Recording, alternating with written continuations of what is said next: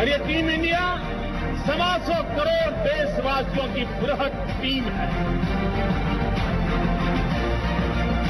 सरकार पर एक नए पैसे के भ्रष्टाचार का आरोप नहीं है। Startup India, stand up India,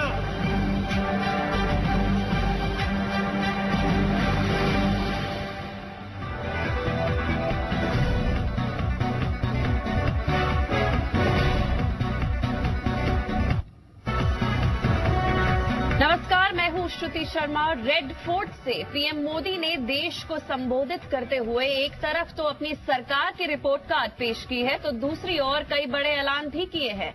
PM Modi ने पिछली बार लाल किले से मेक इन इंडिया का स्लोगन दिया और इस बार startup India, stand up India का नारा दिया है। स्टार्टअप इंडिया का मकसद रोजगार के ज्यादा मौके बढ़ाने हैं। मोदी ने बैंकों से भी अपील की है कि वो स्टार्टअप के लिए अपने लोन की शर्तों को और ज्यादा आसान करें। Startup India, stand up India के इस खास शो में हमारे साथ इस चर्चा करने के लिए जुड़ेंगे कई खास मेहमान भी, लेकिन उससे पहले देखिए ये खास रिपोर्ट। मैं तिरंगे झंडे की साक्षी से बोल रहा हूं, लाल किले की प्राची से बोल रहा हूं, 125 करोड़ देशवासियों के सपनों को समझ करके बोल रहा हूं।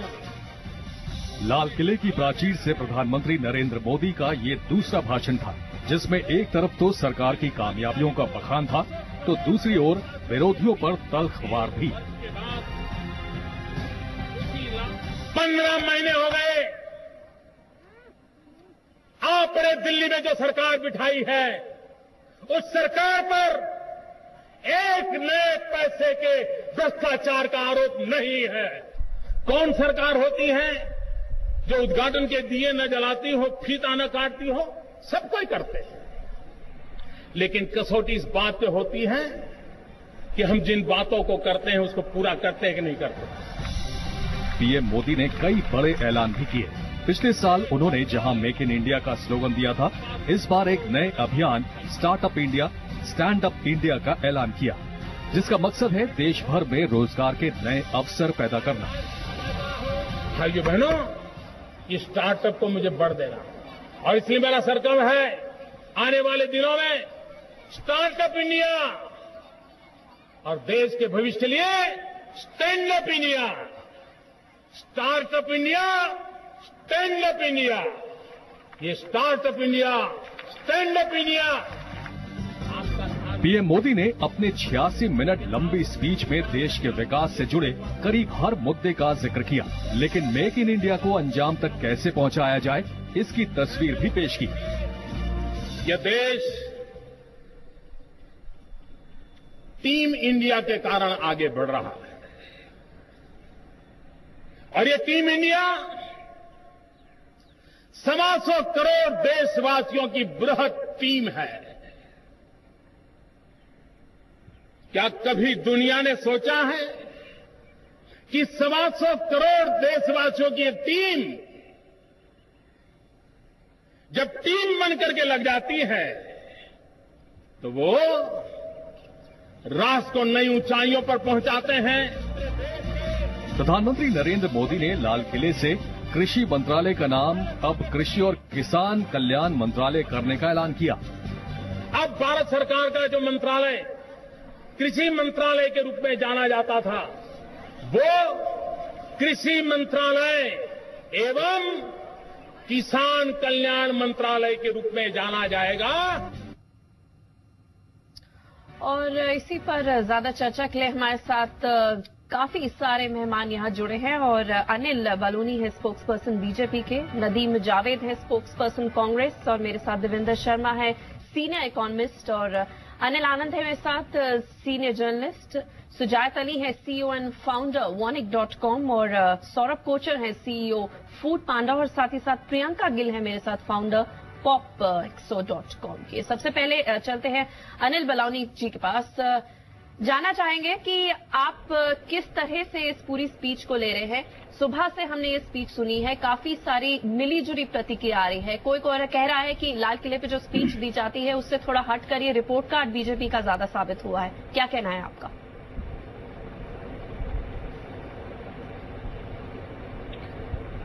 देखिए सत्य जी, पिछले अगर आपको ध्यान होगा, जो पिछले वर्ष प्रधानमंत्री जी ने लाल किले से जब अपना संभाषण किया था तो उस समय कुछ योजनाएं की थी। मेरे को लगता है 6 या 7 योजनाओं की घोषणा भी की थी और अपना एक रोड मैप, एक विजन देश के लिए बताया था जी।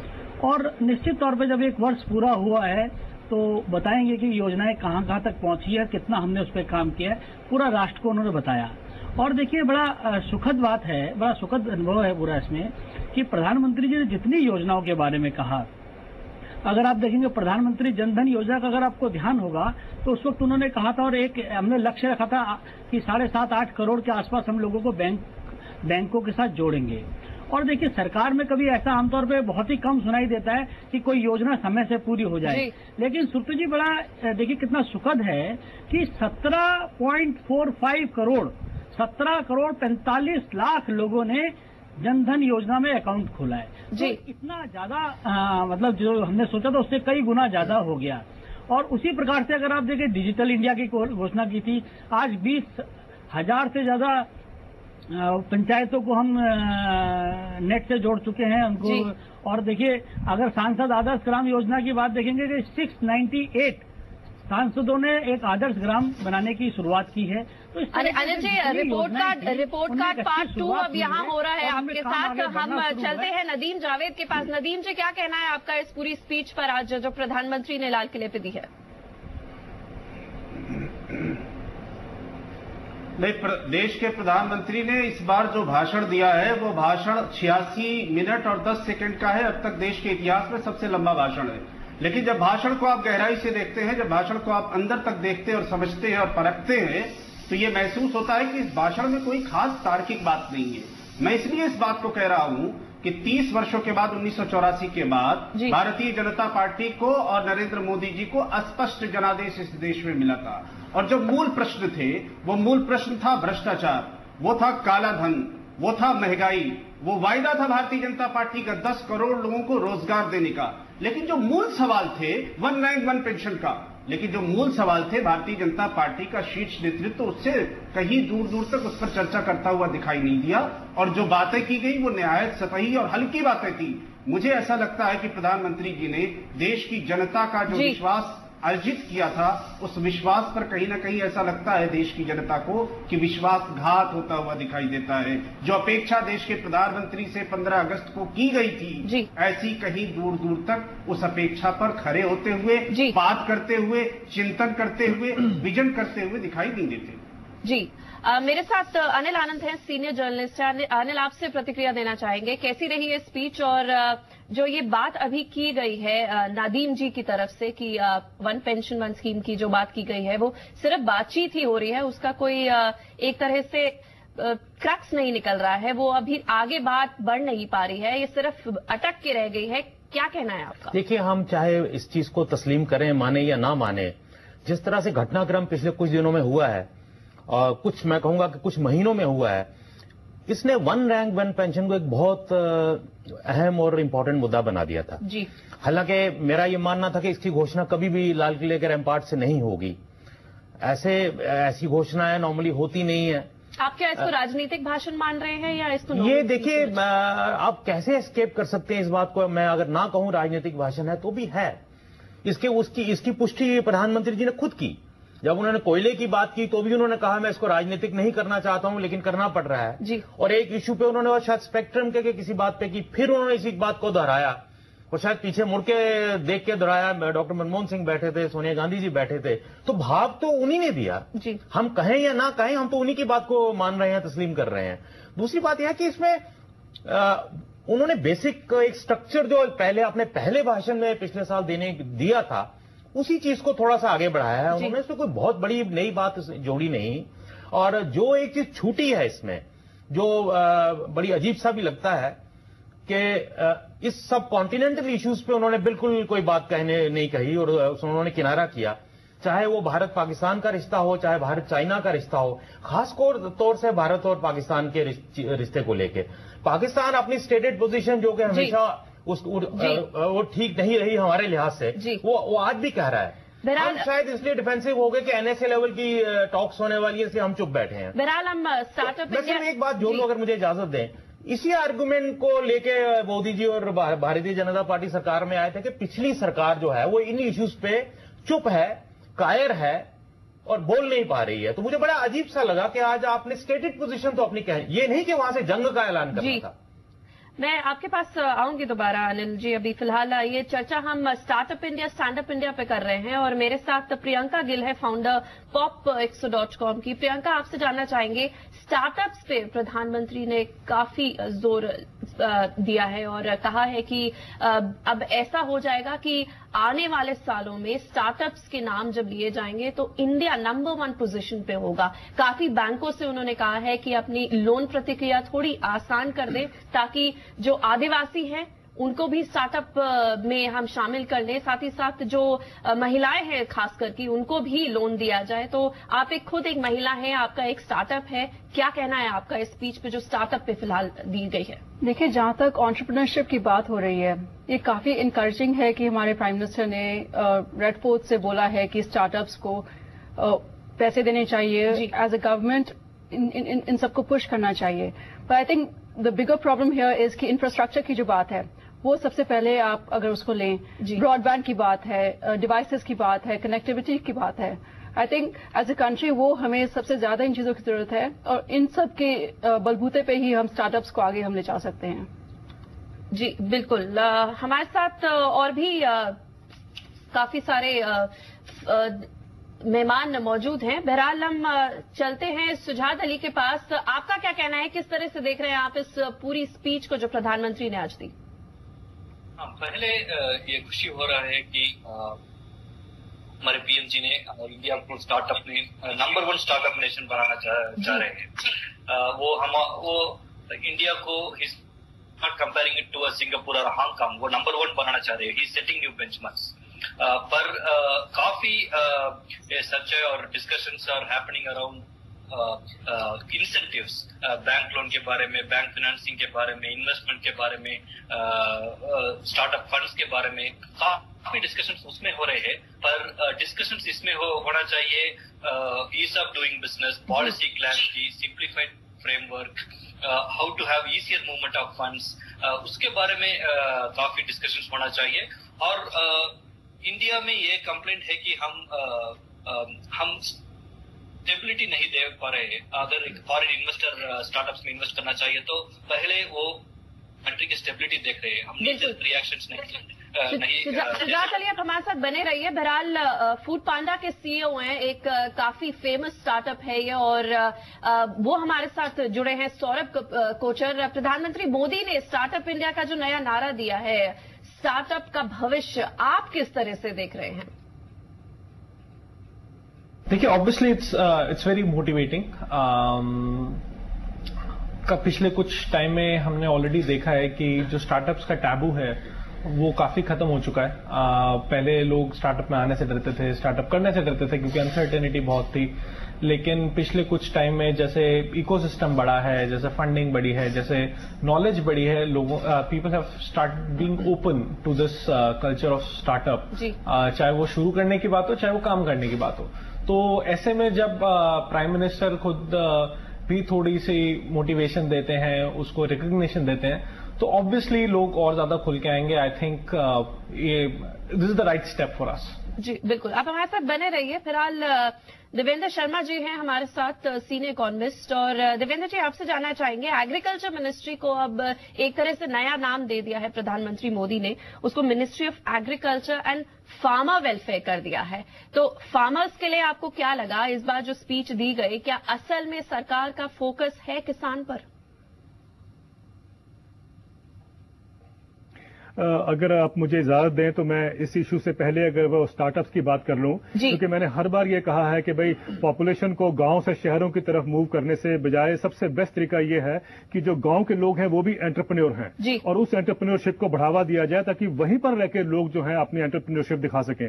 मुझे बहुत अच्छा लगा जब प्रधानमंत्री ने कहा कि हम स्टार्टअप्स करेंगे। स्टार्टअप्स का मतलब सिर्फ ब्रॉडबैंड से नहीं होता है। स्टार्टअप का मतलब ये भी है कि जो महिला गरीब से गरीब महिला जो है, अगर वो बकरी लेकर दूध बेचना चाहती है तो उसको बकरी के लिए अगर 8,000 रुपए चाहिए, 9,000 रुपए चाहिए, तो वो 24% रेट ऑफ इंटरेस्ट पे मिलते हैं, जबकि टाटास को नैनो फैक्ट्री खोलने के लिए 0.1% रेट ऑफ मिलता है। तो अगर हम वाकई चाहते हैं कि ये गांव वाले लोग जो है एंटरप्रेन्योरशिप दिखाएं, तो उनको भी बैंकों को, जैसा प्रधानमंत्री ने कहा है, 0.1% रेट ऑफ इंटरेस्ट पे बना के दीजिए, और मैं दावे से कहता हूं कि वो सब जो है उसका 1 साल के बाद वो भी नैनो कार चला सकते हैं। जी बिल्कुल। तो ये स्टार्टअप का मतलब था, ये एंटरप्रेन्योरशिप बिल्डअप करने का मतलब था, और इसमें बहुत बड़ी बात है। जो आपके दूसरा सवाल था, देखिए ये जो है बहुत अच्छा लगा हमें कि उन्होंने कहा कि किसानों के लिए एक मंत्रालय जो है वो वेलफेयर, एग्रीकल्चर और फार्मर्स वेलफेयर का नाम दिया गया। लेकिन हम ये ना भूलें कि मध्य प्रदेश सरकार ने 2007 में एग्रीकल्चर डिपार्टमेंट को फार्मर्स वेलफेयर और एग्रीकल्चर डेवलपमेंट डिपार्टमेंट कहा था। लेकिन उसके बाद का मतलब ये नहीं है कि वहां किसानों की कायापलट हो गई है,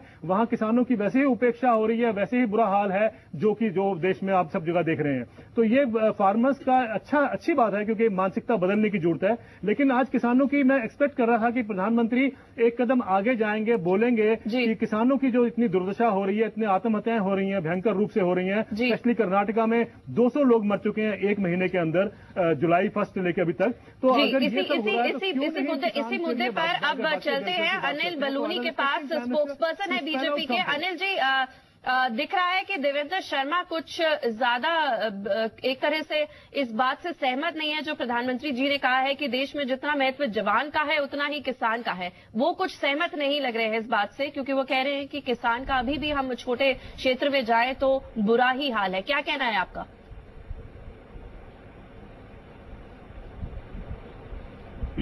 देखिए श्रुति जी, आज हमने जिस तरीके से मंत्रालय के नाम में परिवर्तन किया, कुछ कांग्रेस के मित्रों को बड़ी परेशानी हुई थी कि नाम बदल देते हैं, कुछ होता नहीं है। लेकिन आप देखिए जिस तरह से नीति आयोग का नाम, नीति आयोग रखा हमने प्लानिंग कमीशन का नाम, तो उसके बाद उसमें परिवर्तन भी लाए, उसमें लोगों के, हमने राज्यों का उसमें सहभागिता भी की, उसमें मुख्यमंत्रियों को उसमें शामिल किया।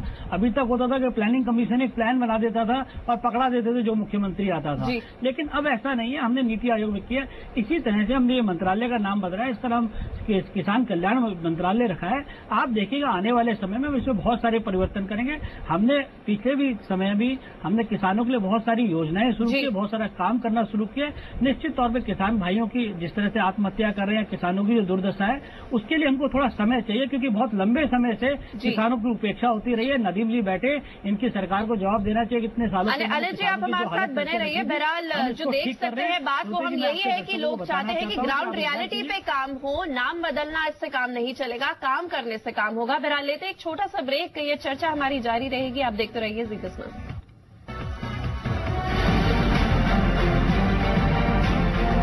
और ये टीम इंडिया 125 करोड़ देशवासियों की बृहद टीम है। सरकार पर एक नए पैसे के भ्रष्टाचार का आरोप नहीं है।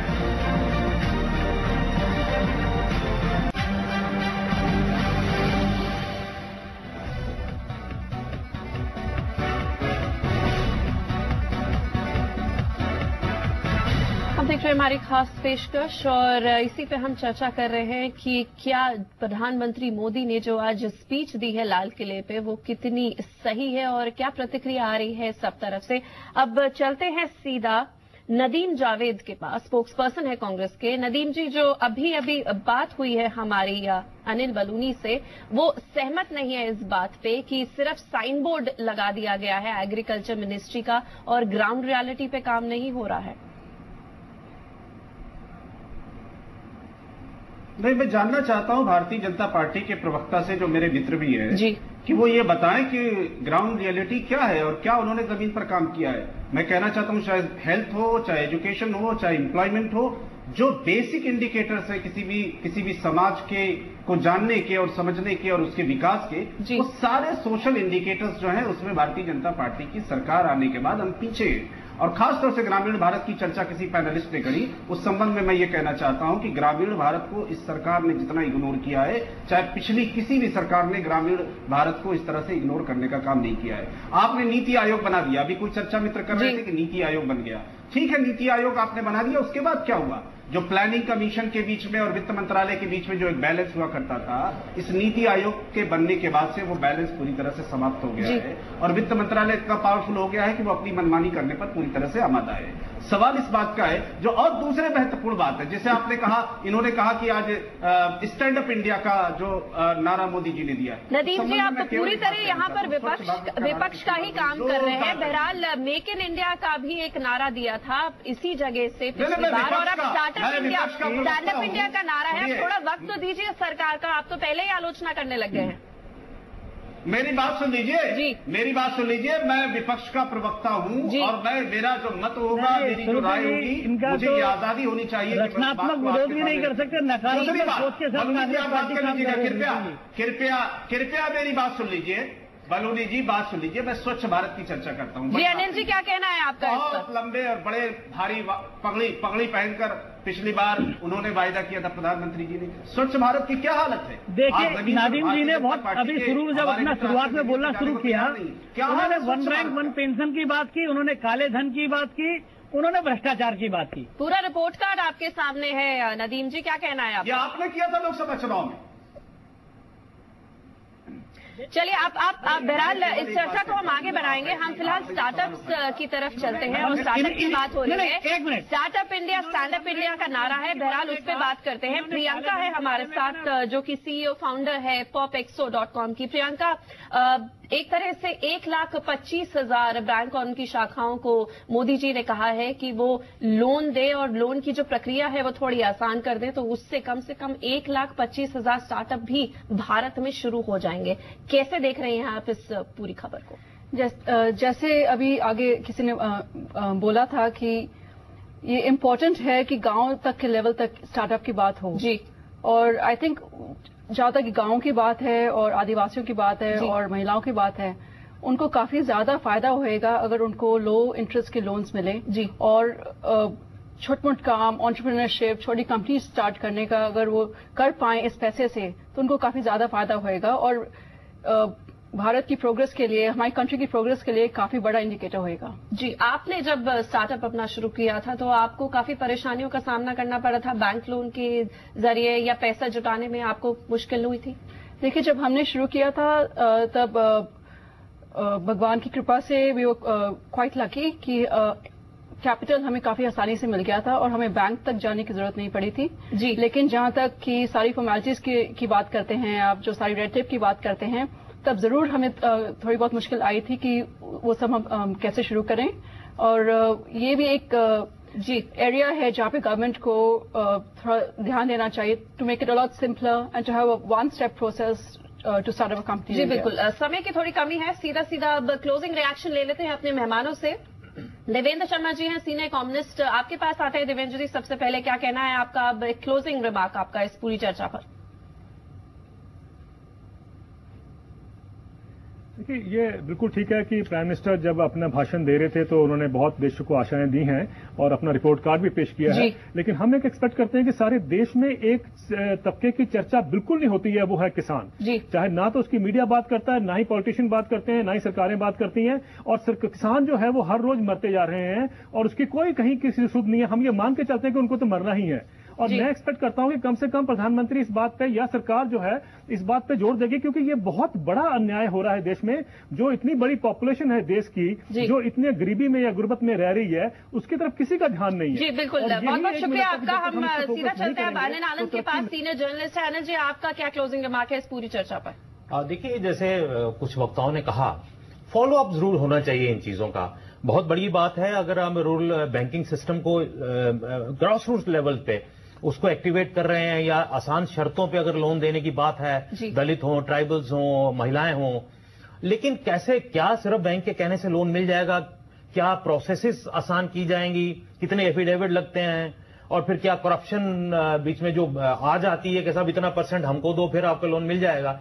बहुत सारे मैकेनिज्म आपको बनाने पड़ेंगे, और मुझे उम्मीद है कि उन्होंने आज इसका ये इनिशिएटिव लिया है। इन मैकेनिज्म्स की भी बात उनके दिमाग में होगी और सरलता आएगी तो ही ये कामयाब हो पाएगा। जी बिल्कुल। सुजात अली है, CEO and founder Warnik.com। Sujat, आपसे रिएक्शन लेना चाहेंगे, क्लोजिंग रिमार्क क्या कहना है आपका? हाँ, ये बहुत खुशी की बात है कि startup India, stand up India देश की स्लोगन बन चुका है। इसलिए government officers, government banks, friends, family, वो सब स्टार्टअप को अभी एक न्यू रेस्पेक्ट से देखने शुरू करेंगे और पॉलिसी फ्रेमवर्क में, क्लैरिटी ऑफ पॉलिसी में, रिएक्शंस टू चेंजेस में हमारे बहुत कुछ एक्सपेक्टेशन है और we expect that there will be sea changes in all of this. जी बिल्कुल। Anil Baluni spokesperson BJP, Nadeem Javed spokesperson Congress, साथ ही साथ देवेंद्र शर्मा सीनियर इकोनॉमिस्ट और अनिल आनंद सीनियर जर्नलिस्ट और Sujat Ali CEO and founder warnik.com और साथ ही साथ Saurabh Kochar CEO Foodpanda, Priyanka Gill founder popexo.com। आप सभी का इस चर्चा में जुड़ने के लिए बहुत बहुत धन्यवाद। तो फिलहाल नारा एक ही है कि भारत को किस तरह स्टार्टअप्स में नंबर 1 किया जाए और बहरहाल कोशिश पूरी यही है और हम चाहेंगे कि सभी एक एक इंसान इस पूरी जो कोशिश है उसमें हमारा साथ। बहरहाल इस चर्चा में इतना ही। नमस्कार।